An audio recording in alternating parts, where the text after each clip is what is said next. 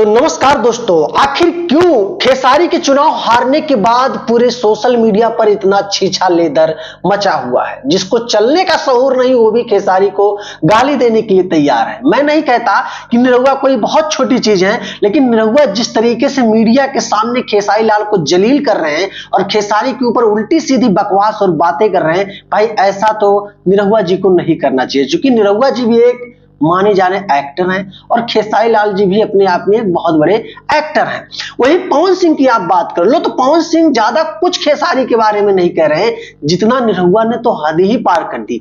अगर गलती से भी भाई मीडिया निरहुआ के सामने पहुंचकर खेसारी के बारे में दो शब्द पूछ लेना कि निरहुआ जी आप खेसारी के बारे में क्या कहना चाहोगे, वो तो छपरा से चुनाव हार चुके हैं, जो चैलेंज और दावे कर रहे थे कि ब्रह्मा की लिखी लकीर को भी मिटा देंगे, आज वो खेसारी लाल किसी के काम के नहीं है। तो वहीं निरहुआ जी क्या कहते हैं, अरे वो तो हगने का क्या, बहुत उल्टी सीधी बातें भाई खेसारी के बारे में। और कहते हैं कि खेसारी इस वजह से चुनाव हारे हैं क्योंकि वो राम मंदिर के पीछे पड़े हुए थे।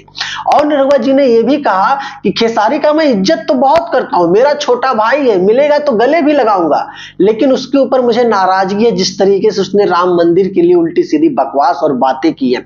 खेसारी ने कई सारे जब चुनाव प्रचार कर रहे थे तो ऐसा बताया जाता है कि मुस्लिमों का वोट बटोरने के लिए खेसारी ने कई बार सनातन धर्म के ऊपर बहुत सारी टीका टिप्पणियां की। जैसा कि खेसारी ने यह भी कहा था कि राम मंदिर बनना ही नहीं चाहिए था, राम मंदिर की जगह कोई अस्पताल बनना चाहिए था, वहां हिंदू भी इलाज करवाता, मुस्लिम भी इलाज कराता, और भी धर्म के लोग वहां पर जाते और इलाज करवाते।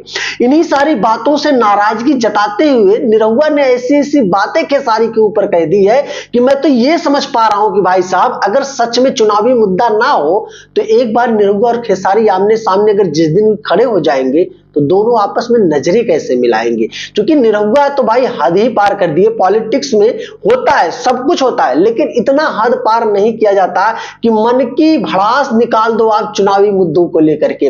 तो कहीं ना कहीं ऐसा पता चलता है कि निरहुआ जी जिस तरीके से बात खेसारी लाल के ऊपर कर रहे हैं उस तरीके से यही पता चलता है खेसारी लाल के प्रति निरहुआ के दिल में पहले से कुछ और भी भावना चल रही थी।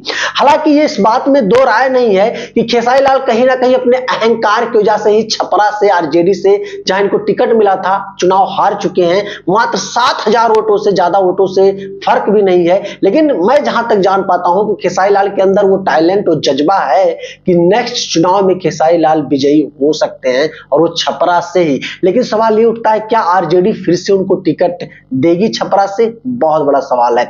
क्योंकि अगर खेसारी लाल जब तक चुनाव जीतते नहीं है तब तक निरहुआ जैसे लोग उनके ऊपर टीका टिप्पणियां करेंगे और खेसारी को सुनना भी पड़ेगा। क्योंकि खेसारी ने ऐसी ऐसी बातें ही सनातन धर्म और राम मंदिर के बारे में बोल ही दी थी।